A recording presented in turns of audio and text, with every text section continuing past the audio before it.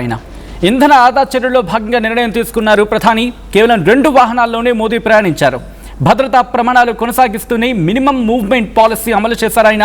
Petrol diesel వినియోగ ఖర్చుల నియంత్రణపై కేంద్రం ఫోకస్ చేసింది.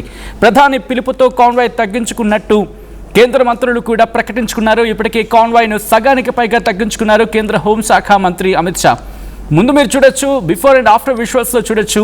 ముందు ప్రధాని కాన్వాయ్ వెళ్ళిందంటే పైలట్ వాహనాలు కొన్ని, దాంతోపాటు ఆయన కాన్వాయ్లో దాదాపుగా మినిమంలో మినిమం 12 నుంచి 20 వరకు ఉంటాయనేది ఇక్కడ వినిపించే మాట. మినిమంలో మినిమం. అండ్ ఇప్పుడు కేవలం 2 మాత్రమే అక్కడ కనిపిస్తూ ఉన్నాయి. ఇక్కడ 2 మాత్రమే కనిపిస్తున్నాయి, మీరు చూడొచ్చు. అయితే ఢిల్లీలో ప్రస్తుతం ప్రధాని కేవలం 2 వాహనాలతోనే ఆయన వెళ్లారు అనేది వినిపించే మాట. సెక్యూరిటీలో భాగంగా ఇటు పైలట్ వాహనం వెళ్తూ ఉంటుంది, జామరుతున్న వాహనం వెళ్తూ ఉంటుంది, దాంతోపాటు అంబులెన్స్ ఉంటుంది, పోలీస్ వాహనం ఉంటుంది, ఎస్కాట్ వాహనాలు ఉంటాయి, పైలట్ వెహికల్స్ ఉంటాయి.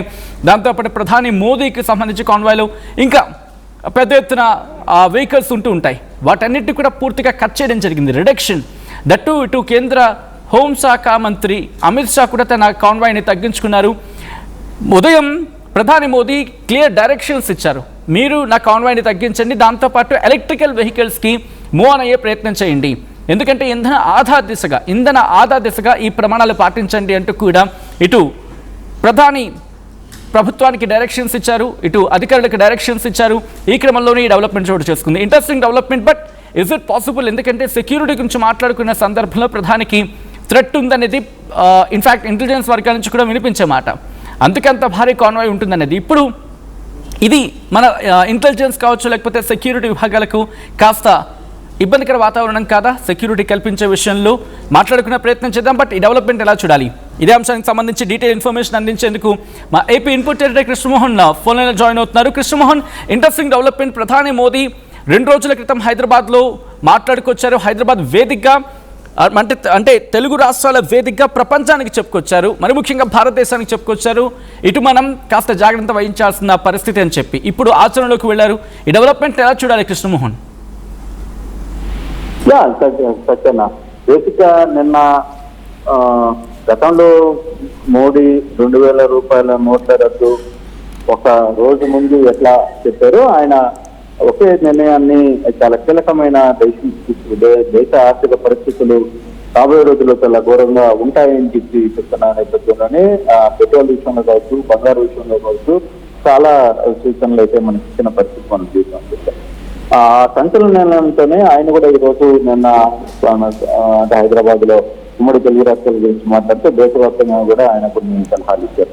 వెంటనే ఆయన తన కాన్వాయ్ని కూడా తగ్గించేసిన పరిస్థితి. ఇంధనంలో ప్రతి ఆదివారం అంటే ప్రతి వారంలో ఒక రోజు వెహికల్స్ కి రెస్ట్ ఇవ్వాలని కూడా ఆయన చెప్పిన పరిస్థితి. ఇంధనాన్ని ఎంత త్వరగా ఎంత తక్కువగా వాడుకుంటే అంత రాబోయే రోజుల్లో అంత బాగుంటుంది అని చెప్పి చెప్పిన నేపథ్యంలో అంటే ఆయన చెప్పకనే చెప్పారు, ఒక ఇండైరెక్ట్ గా ఒక హింట్ ఇచ్చారు. అరే బాబు, రాబోయే రోజుల్లో అసలు పెట్రోల్ కూడా దొరకదు, డీజిల్ కూడా దొరకదు అనే ఒక సందేశాన్ని ఆయన క్లియర్ చేశారు. ఈ రోజు ఆయన ఆచరణ కూడా చూసాం మనం. ఈ రోజు ఆచరణ కూడా ఆయన మోడీ కేవలం 2 వాహనాల్లోనే మోడీ కాన్వాయ్ని సగానికి పైగా తెక్కించిన పరిస్థితి.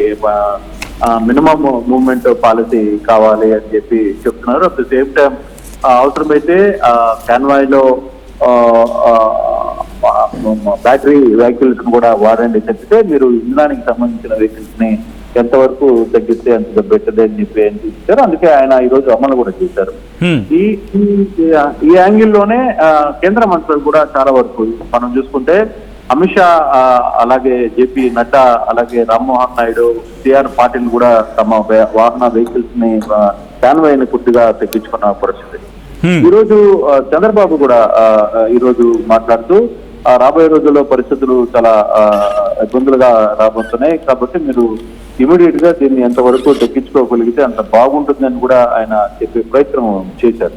సో దీన్ని బట్టి మనకు క్లియర్ గా ఒకటి అర్థమవుతుంది, రాబోయే రోజుల్లో ఇంధనం సమస్య పెద్ద ఎత్తున భారతదేశానికి రాబోతుంది. దానివల్ల ఎదురయ్యే సమస్యల్ని ఇప్పటి నుంచే అలవాటు చేసే ప్రక్రియని చూపిస్తున్నారు. అనవసరమైన వృధా ప్రయోజనాలు, వృధా ప్రయాణాలు, ఎక్కడికైనా పోవాలనుకున్నప్పుడు దానికి సంబంధించి మరోవైపు కూడా ఈ రోజు సెంట్రల్ క్యాబినెట్ సమావేశంలో కూడా కీలక నిర్ణయాలు తీసుకున్నట్టుగా సమాచారం ఉంది. ఇంధనానికి సంబంధించిన ఆహార ఇతర ఇవన్నింటిలో బాగా ఇబ్బందులు జరిగే పరిస్థితి. బంగారు రేట్లు కూడా సుంకం కూడా పెంచేశారు ఆల్మోస్ట్ ఈ రోజు.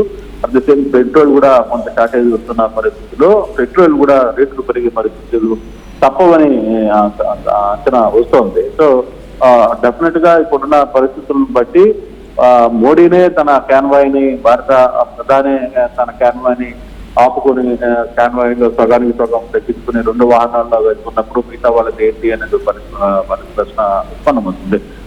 మరోవైపు చాలా కీలకమైన అంశం ఒకటి చర్చని ఇప్పుడు చర్చకు వస్తున్న పరిస్థితి ఏంటంటే, భారీ నిర్మాణాలు ఆపండి 2 ఏళ్ల పాటు అని ఇచ్చిన పిలుపు.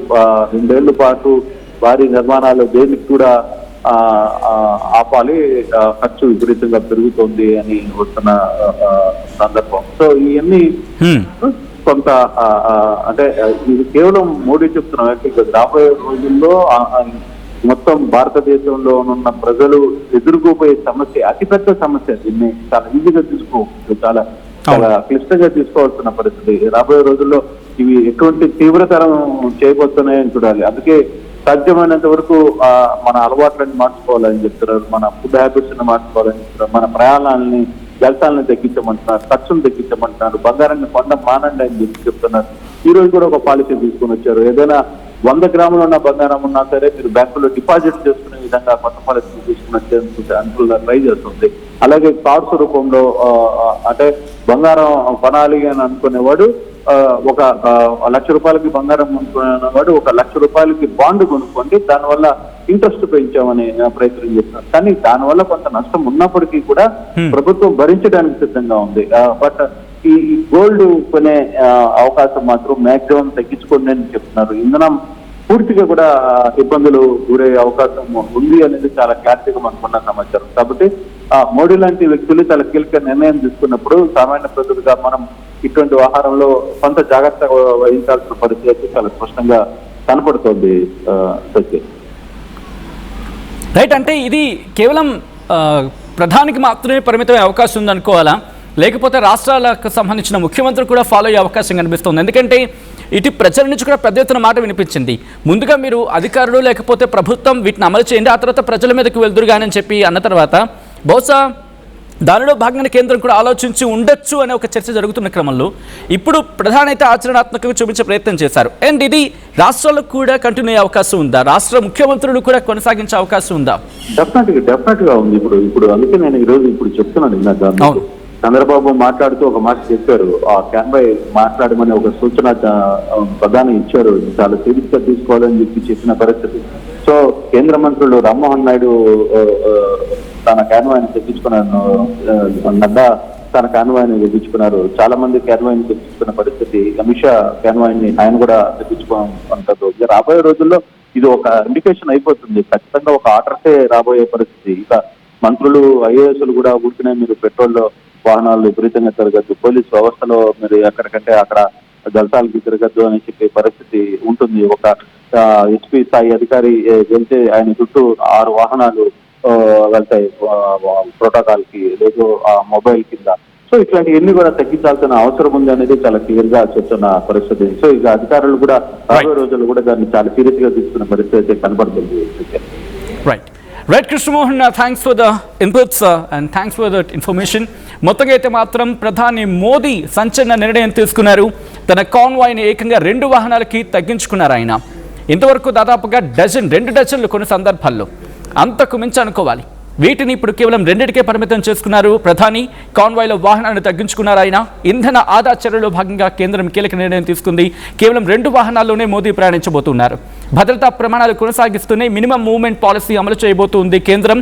పెట్రోల్ డీజిల్ వినియోగ ఖర్చుల నియంత్రణపై కేంద్రం ఫోకస్ చేస్తుంది. ప్రధాని పిలుపుతో కాన్వాయ్ తగ్గించుకుంటున్నారు కేంద్ర మంత్రులు సైతం. ఇప్పటికీ కాన్వాయ్ను సగానికి పైగా తగ్గించుకున్నారు కేంద్ర హోంశాఖ మంత్రి అమిత్ షా. మరి ఈ నిర్ణయం, మీ అభిప్రాయం ఏంటి? ఈ నిర్ణయం పట్ల కామెంట్ చేసే ప్రయత్నం చేయండి.